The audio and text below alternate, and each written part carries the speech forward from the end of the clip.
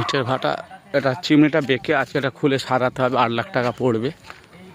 আর এটা নতুন লিস্ট নেওয়া হবে। অফিসার বাবুরা এসছে, চেকিং করছে।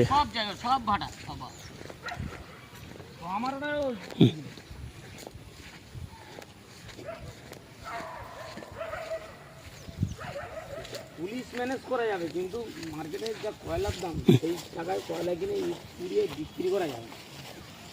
19,000 টাকা কয়লার টন, 8,000 টাকার কয়লা 19,000 টাকা। আপনার 19,000 টাকায় ইট কিনবে কেউ লোক?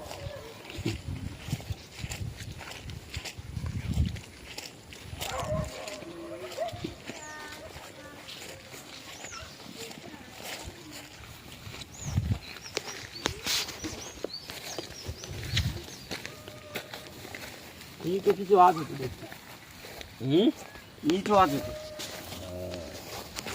এই নিয়ে যেগুলো অসুবিধা আছে তৈরি